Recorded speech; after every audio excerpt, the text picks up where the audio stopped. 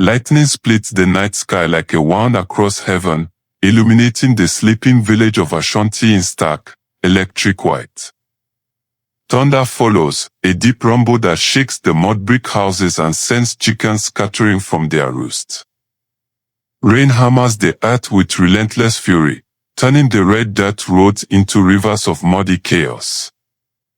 In this tempest, a figure runs, small, desperate, clutching something precious to her chest. Adama, 16 years old with eyes that hold too much pain for someone so young, stumbles through the storm. Her bare feet slide on the slick ground, her thin wrapper clinging to her slight frame. In her trembling hands, she cradles a calabash that pulses with an otherworldly light, faint, sickly, like the glow of dying fireflies. The carved god seems to whisper secrets in a language older than the village itself. Thief. Stop her. Catch the little thief. The voice cuts through the storm like a machete through silk. Aunt Ememaya stands in the doorway of her large compound, her considerable frame silhouetted against the warm light spilling from within. Her voice carries the authority of wealth and respect, the kind that makes neighbors listen and obey without question. Adama's heart pounds against her ribs like a caged bird. She knows that voice, has cowered before it countless times. But tonight is different. Tonight, she carries the weight of terrible knowledge and the burden of a choice that could save or damn them all. The calabash grows heavier in her hands, its strange light flickering like a dying star. Her foot catches on a root, and she tumbles forward into the mud. The world slows as the calabash flies from her grasp, spinning through the rain-soaked air. Time stretches like taffy as the ancient vessel hits a jagged stone. The crack is small at first, a hairline fracture across the curved surface, but then it spreads like a spider's web across the god's belly. A strange mist escapes, not the gray of normal fog, but something darker, shot through with colors that have no names. It wraps around Adama like ghostly fingers, and she feels her body changing in ways that defy understanding. Her arms stretch and flatten, sprouting feathers the color of midnight. Her bones hollow and shrink, her vision sharpens until she can see every raindrop suspended in the air. She is no longer a girl. She is a bird, small, fragile, with a heart that beats too fast in a chest too tiny to contain her human thoughts and memories. Her desperate chops cut through the storm as she flutters helplessly, unable to control her new form. The village gasped as one, faces appearing at windows and doorways despite the rain. Children point with wide eyes while adults make protective signs against evil. In the doorway, Ememaya's laugh rolls across the compound like thunder, dark and satisfied. "Look what happens to thieves in my house," she calls out to the gathering crowd, her voice carrying easily over the storm. Even the spirits know justice when they see it. But the question burns in the air like lightning: what did Adama steal? And why has she become something that cannot speak the truth she so desperately needs to tell? Adama's story began not with theft, but with loss, the kind that leaves scars on a young soul. 3 years ago, when she was 13 and still believed that adults would protect children from harm, the great flood came to the river village of Kumes, 2 days' walk from Ashanti. The rains had been unusually heavy that season, turning the normally placid Piari River into a beast that devoured everything in its path. Adama's parents, Kwame and Oma, were respected palm wine tappers who worked the tall trees along the riverbank.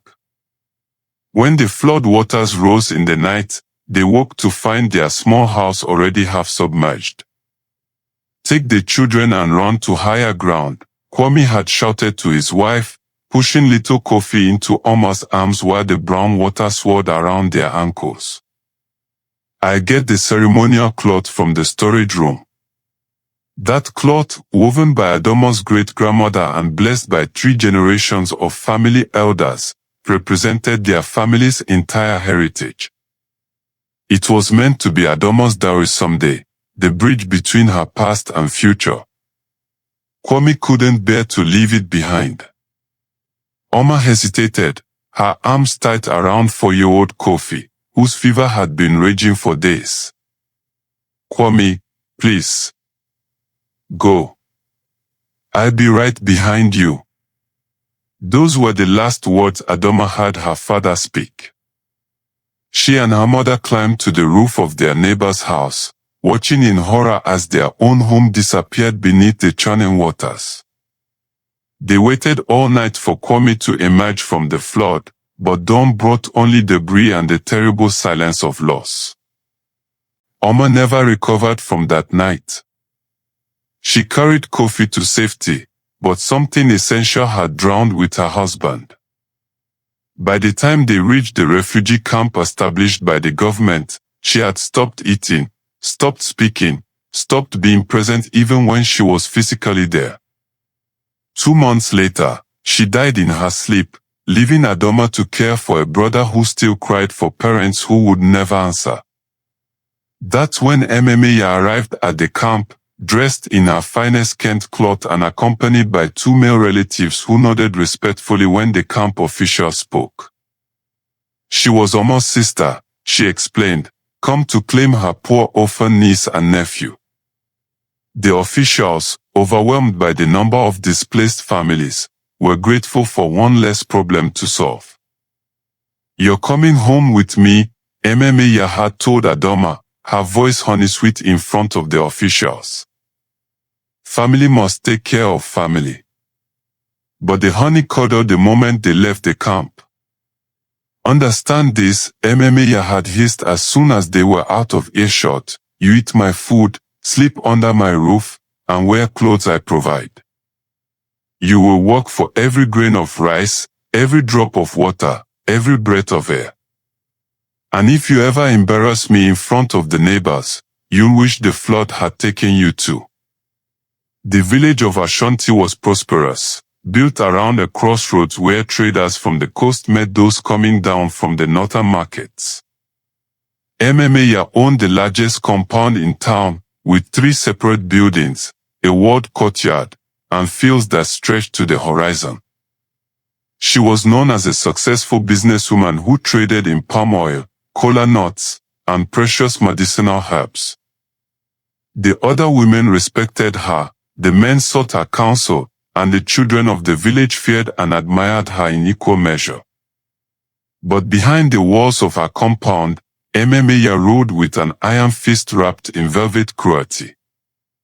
Adama woke before dawn each day to tend the fire, fetch water from the river, and begin preparing the morning meal. She worked in the yam field under the scorching sun, her hands cracking from the constant contact with dirt and rough tubers.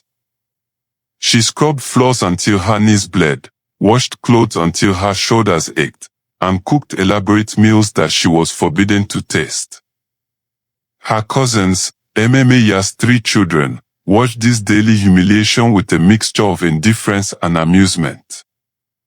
Kweku, the eldest at 18, spent his days lounging under the mango trees, discussing politics with the other young men of the village. Adua, 16 like Adama, painted her nails with henna and practiced traditional dances for the upcoming harvest festival. Little Kojo, only 10, had learned from his mother that showing kindness to Adama was a sign of weakness. She's not really family, Adama often had Adua whisper to her friends. Mother took pity on her, but you can see she's not grateful. Always looking at us with those strange eyes, like she's plotting something. The food told the story of their hierarchy most clearly. At dinner, Emmeya's family ate rich palm nut soup with fresh fish, tender yam fufu, and perfectly seasoned vegetables. Adama received the scraps, yam peelings boiled with salt, the bones from the fish after all the meat had been picked clean, sometimes a handful of groundnuts if she had worked particularly hard that day. Ungrateful children must learn to be satisfied with little, Ememeya would say, watching Adama try to make a meal from scraps while her own children complained about having too much food on their plates. But it was the emotional starvation that hurt most. When Kofi cried for their parents, Adama was the one who held him, sang him the lullabies their mother once sang, told him stories about the good times before the flood. Ememeya made it clear that any tenderness shown to the boy was time stolen from work that needed to be done. That child is weak, she declared after Kofi had a particularly bad night of fever and nightmares. You cuddle him too much. He needs to learn that tears won't bring back the dead. The villagers saw none of this. They saw Ememeya's public generosity, how she contributed to the mosque fund, how she gave food to traveling griots, how she spoke kindly to other people's children in the market. They saw her well-dressed niece and nephew and assumed she was caring for them well. That Ememeya has such a good heart, the women would say as they pounded yam in their mortars. Taking in those poor orphans, treating them like her own children.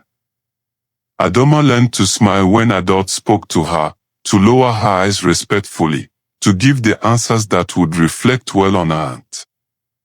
But at night, lying on the thin mat in the storage room that served as her bedroom, she would whisper prayers to her parents' spirits and wonder if this life of servitude was all she would ever know. The only person who seemed to see through Ememeya's facade was old grandmother Nia, the village healer who lived at the edge of the forest.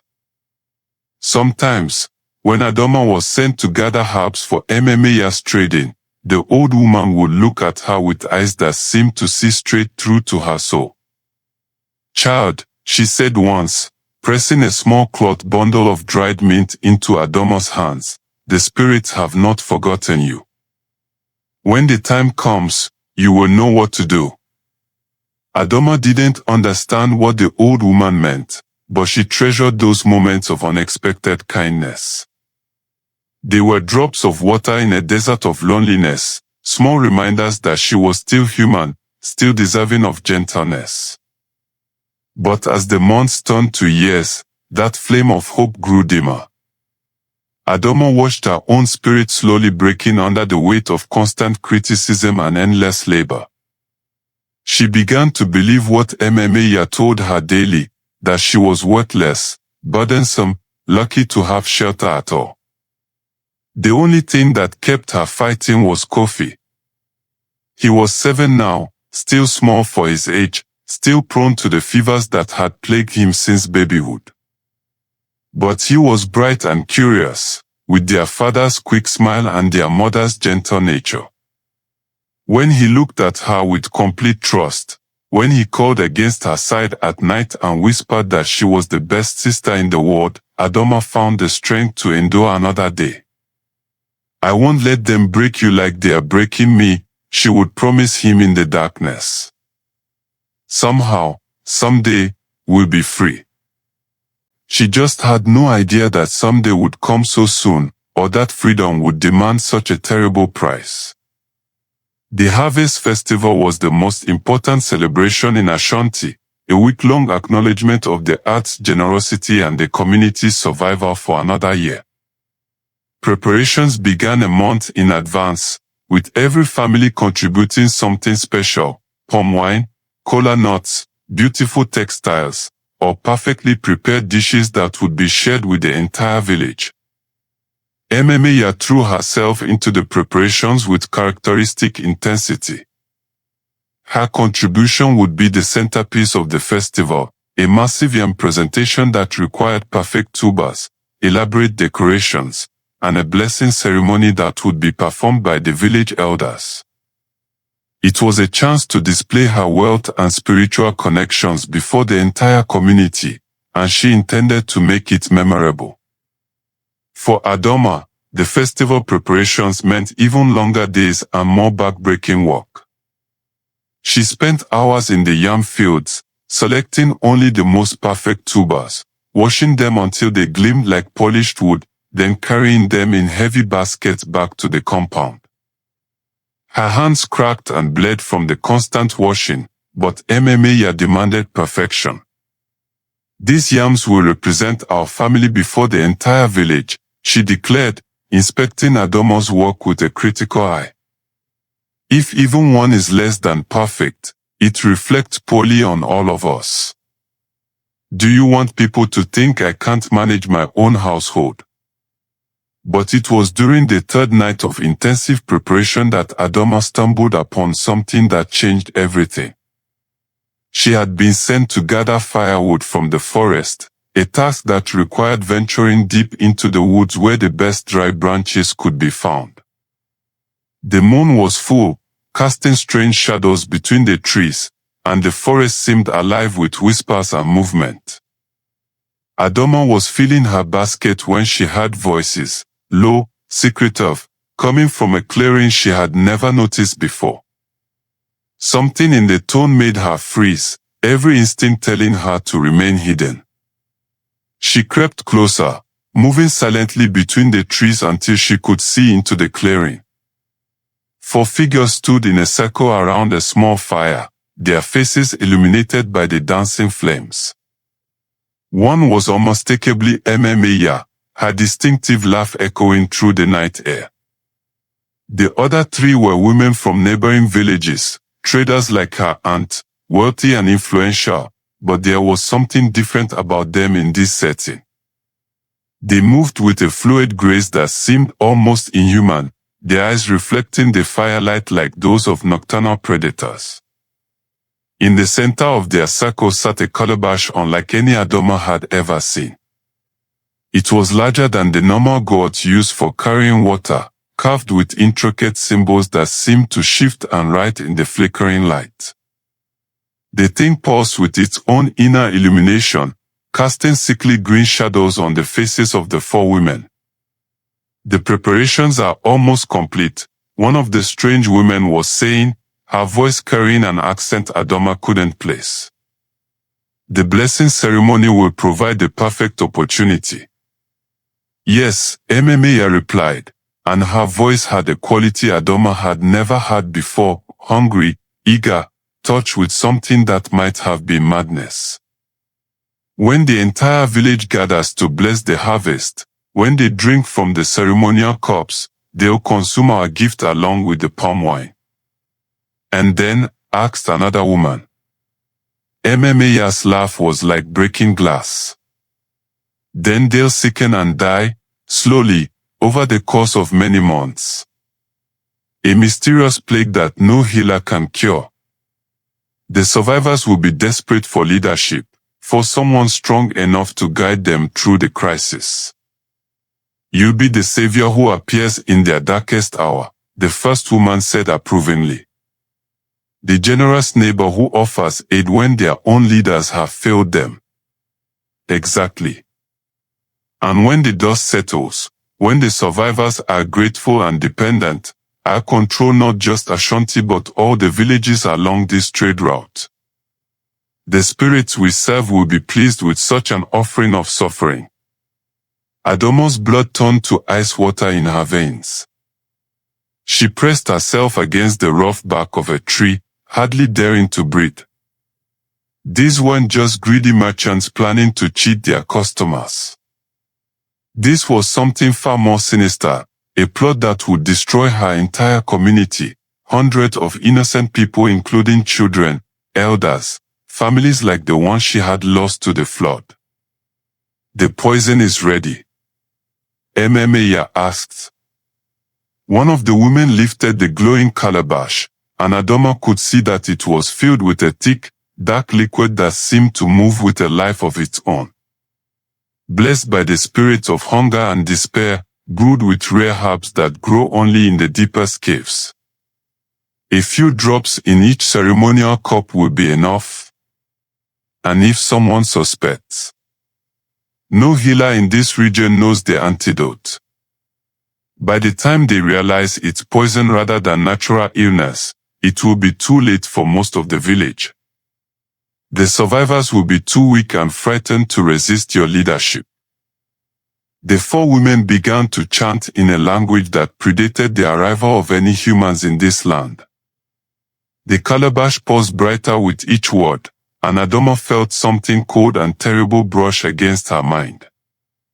She bit her lip to keep from crying out, tasting blood as her teeth broke the skin. This was why Grandmother Nia had spoken of spirits and destiny. This was the moment when she would have to choose between safety and righteousness, between survival and sacrifice. Every instinct told her to run, to take Kofi and flee into the night, to let the village face its fate without her interference. But then she thought of the children who played in the market square, their laughter ringing through the afternoon air. She thought of the old men who sat under the baobab tree, sharing stories and wisdom with anyone who would listen. She thought of the young mothers who sang lullabies to their babies, the same lullabies her own mother had sung to her and Kofi. These people had never protected her from Ememeyah's cruelty, but they didn't deserve to die for that failure. They were innocent of any crime except blindness, and blindness wasn't punishable by death. The decision crystallized in her mind like water turning to ice. She would steal the calabash, destroy it if possible, and find a way to warn the village. It would mean facing Ememeyah's wrath, possibly dying in the attempt, but she couldn't live with herself if she allowed this evil to unfold unopposed. The meeting was breaking up, the four women departing in different directions. Ememeyah was the last to leave, and she carried the calabash with her as she walked back toward the village. Adama followed at a distance, her heart pounding so loudly she was amazed her aunt couldn't hear it. Back at the compound, Ememeyah went directly to her private room, the one place in the house where Adama was absolutely forbidden to enter. But rules meant nothing when innocent lives hung in the balance. Adama waited until the entire household was asleep, then crept through the darkness toward her aunt's quarters. The room was larger than the space where Adama and Kofi slept, filled with beautiful textiles, carved wooden furniture, and clay pots filled with expensive herbs and oils. The calabash sat on a wooden altar in the corner, still glowing with that sickly light, still pulsing like a diseased heart. Adama's hands shook as she reached for it. The moment her fingers touched the carved surface, she felt a shock of pure malevolence that nearly knocked her unconscious. The calabash was more than just a container for poison, it was a conduit for something actively evil, something that fed on suffering and grew stronger with each act of cruelty. But she forced herself to lift it, to cradle it against her chest despite the way it burned her skin through her thin wrapper. She had to get it away from the village, had to find Grandmother Nia or someone else who might know how to destroy it safely. She was almost to the door when Ememeyah's voice cut through the darkness like a blade. I wondered when you would finally reveal your true nature. Adama spun around, clutching the calabash tighter.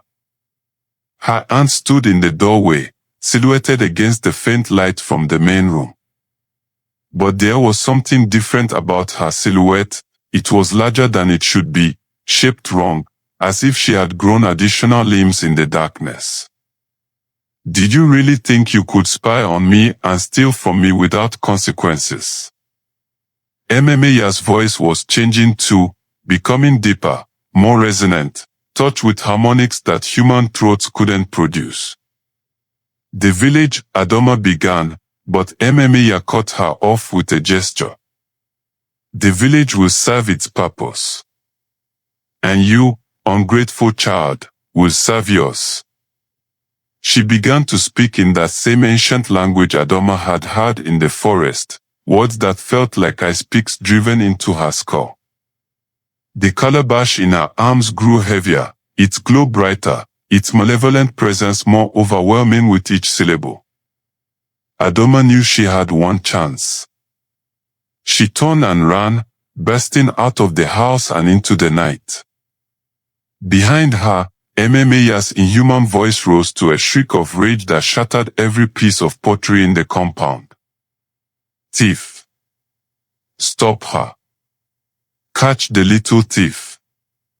And that was how Adama found herself running through the storm, carrying a cursed calabash that pulsed with evil light, fleeing from a woman who was no longer entirely human, racing against time and magic to save a village that had never saved her.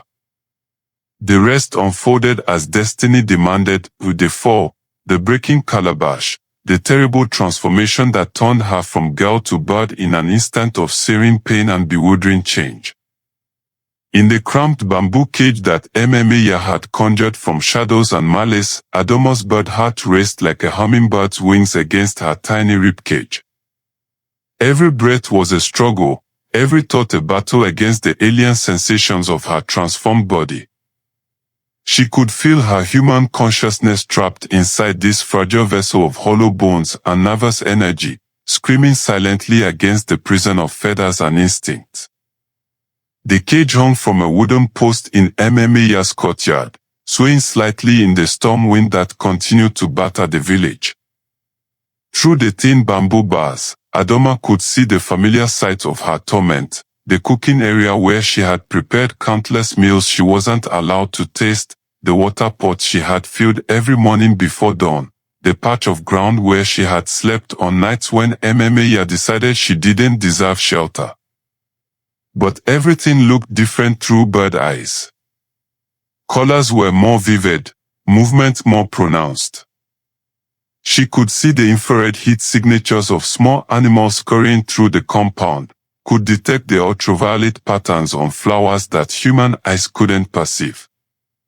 It was beautiful and terrifying, a sensory overload that threatened to drown her human thoughts in pure animal experience.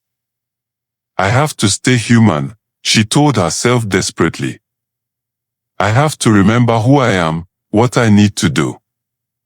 But it was so hard to think in coherent sentences when her brain was restructured for different priorities.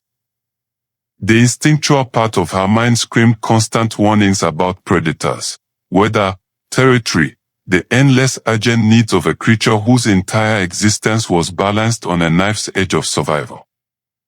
Emmemeya emerged from her house as the storm began to weaken, the first grey light of dawn creeping across the sky. She approached the cage with a satisfied smile that revealed teeth that were no longer entirely human, too sharp, too numerous, gleaming with an oily sheen that reflected no natural light. "Comfortable, my dear?" she asked in a voice like honey poured over broken glass. "I do hope you're learning to appreciate your new perspective on life." Adama tried to speak, to scream accusations that would bring the entire village running to witness Emmemeya's true nature. But all that emerged from her beak was a series of frantic chirps and trills, meaningless to human ears. "Oh, you want to tell them about last night?" Emmemeya laughed, a sound that made the other birds in the compound flee to the farthest corners of the courtyard. "By all means, little birdie. Tell them all about the terrible plot you think you discovered. I'm sure they'll find your story very convincing." The cruelty of it was perfect. Even if someone could understand her bird speech, who would believe such an incredible tale? A respected businesswoman consorting with evil spirits, planning to poison the entire village. It sounded like the ravings of a mind broken by too much sorrow and hardship. But as the morning progressed and the storm clouds began to clear, something unexpected happened.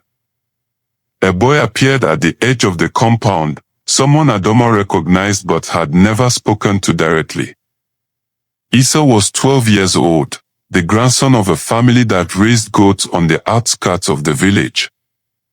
He was quiet by nature, thoughtful in a way that made the other children sometimes call him strange.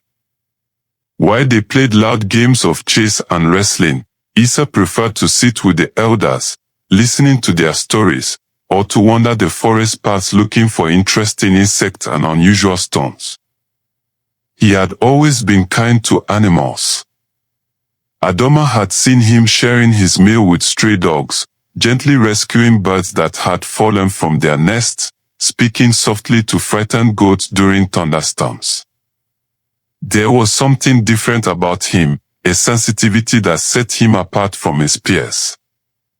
Now he stood at the edge of Mmaiya's compound, staring at the cage with an expression of deep concern.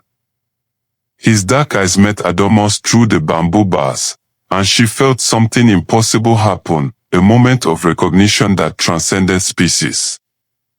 "You're not supposed to be in there," he whispered, glancing around to make sure no one was watching. You're not really a bird, are you?" Adama's heart nearly stopped. Could he see through the transformation? Was there something about him that allowed him to perceive the truth hidden beneath her feathered exterior? She chirped once, softly, trying to pour all her desperation and hope into that single sound. Issa stepped closer, his young face creased with concentration. "I don't know how I know," he said, his voice barely audible, "but you're trapped in there. Someone did this to you."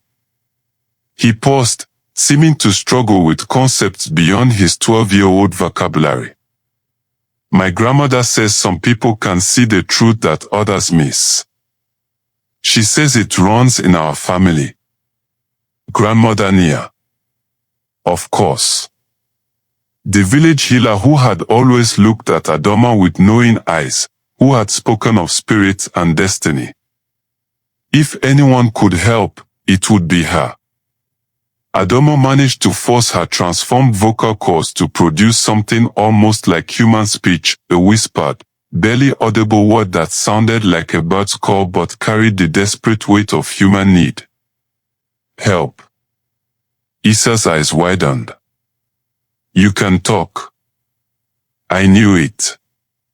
He looked around again, then leaned closer to the cage. "I'm going to get you out of here. My grandmother will know what to do." But even as he spoke, they both heard footsteps approaching, Mmaiya returning from her morning rounds, probably to check on her captive and gloat over her victory. Issa stepped back quickly, trying to look like a curious child who had simply been examining an unusual bird. "Beautiful songbird," Mmaiya said as she approached, her voice dripping with false sweetness.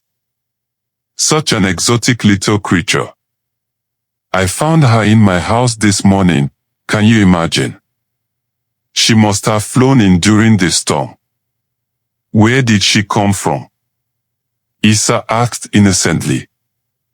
"I've never seen a bird like this before." "Oh, you know how storms can carry all sorts of strange things from far away," Mmaiya replied, but her eyes were sharp as she studied the boy's face. "Sometimes the wind brings us exactly what we need, when we need it most." There was a thread buried in those words, a warning that made Issa take another step backward. But his gaze never left Adama's, and she could see the determination growing in his expression. "Well, I should be getting home," he said casually. "My grandmother would be wondering where I am." "Give my regards to old Nia," Mmaiya said, but there was venom in her voice now. "Tell her I hope she's staying warm in this changeable weather." Issa nodded and walked away, but Adama caught the look he shot back over his shoulder, a promise, a commitment that made her tiny bird heart surge with something she had almost forgotten how to feel. Hope. That night, as the compound settled into sleep and Mmaiya's snores echoed from the main house, Adama heard the soft scrape of bamboo against bamboo. Someone was carefully walking at the cage door, manipulating the simple latch with practiced quiet. "Don't make any noise," Issa whispered as the door swung open. "I'm going to carry you in this basket, but you have to stay still and quiet until we get to my grandmother's house." Adama fluttered weakly into the woven basket he offered, her transformed body exhausted by the stress and trauma of the past day. As Issa lifted her, she felt something she hadn't experienced since the night of the flood, the sensation of being protected, of someone caring enough to risk their own safety for her welfare. The journey through the sleeping village felt both eternal and instantaneous. Every shadow seemed to hide one of MMA's supernatural allies. Every sound threatened to wake the neighborhood and expose their escape. But Issa moved with surprising skill for such a young boy, avoiding the paths where dogs might bark, staying in the darkness between houses where the moonlight couldn't reveal their passage. Grandmother Nia's house sat at the edge of the forest, separated from the village proper by a small stream and a grove of ancient trees. It was smaller than most homes in Ashanti, built in the old style with thick mud walls and a thatched roof that had weathered decades of storms. But there was something about it that felt different, safer, charged with an energy that made the hair on Adama's transformed body stand up.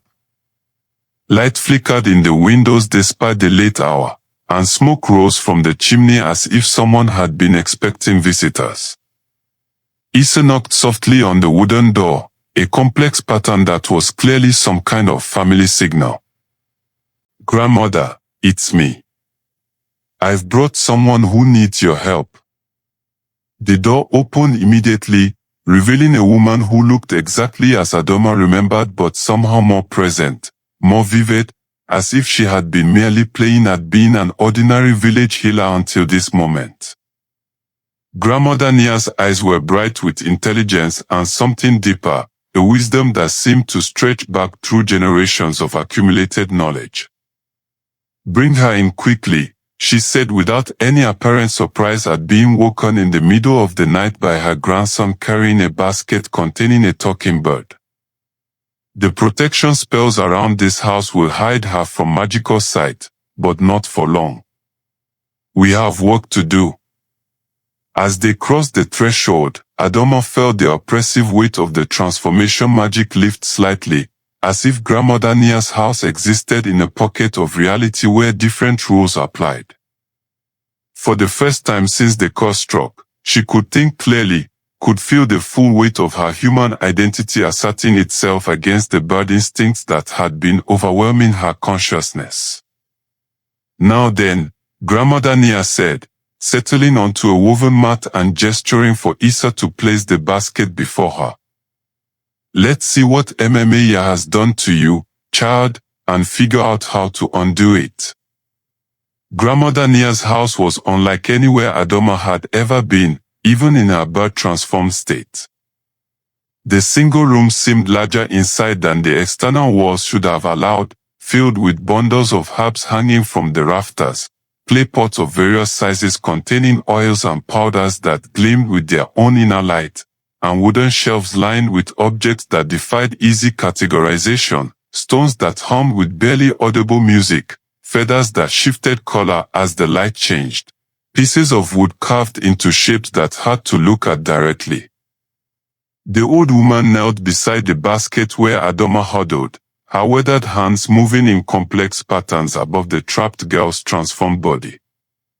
With each gesture, Adama felt the oppressive weight of the curse lifting slightly, as if layers of magical binding were being carefully peeled away. "This is dark work indeed," Grandmother Nia murmured, her voice heavy with concern. "MMA has been learning from teachers who traffic in the deepest shadows. This transformation isn't just a punishment, it's designed to slowly drain your life force until nothing remains but an empty shell." Issa, who had been watching in fascination, suddenly looked frightened. "You can break it, can't you, Grandmother? You can turn her back." The old woman's expression was grim. "Perhaps. But it will require more than simple herbcraft and healing songs. This curse is anchored by the same evil that drove MMA to plan the poisoning of our village. To break one, we must confront the other." She moved to one of her shelves and began gathering items, a small clay bowl, several bundles of dried leaves, a vial of water that seemed to glow with captured moonlight, and a piece of carved bone that made Adama's transformed senses recoil with instinctive fear. The ritual to reverse this transformation requires 3 elements, Grandmother Nia explained as she arranged her materials on the floor. First, water blessed by the spirit of the river, to wash away the false shape that has been imposed upon you.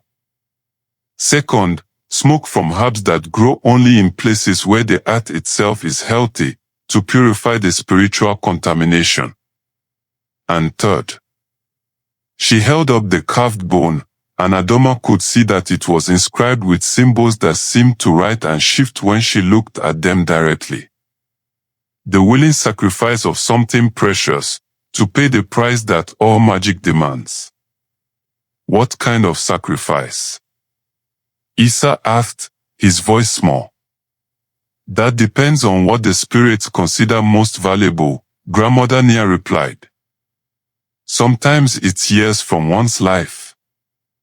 Sometimes it's a cherished memory. Sometimes it's the ability to forget pain and simply be happy. She looked directly at Adama with eyes that seemed to see straight through to her soul. Child, if you choose this path, you may find that freedom comes with a cost you're not prepared to pay.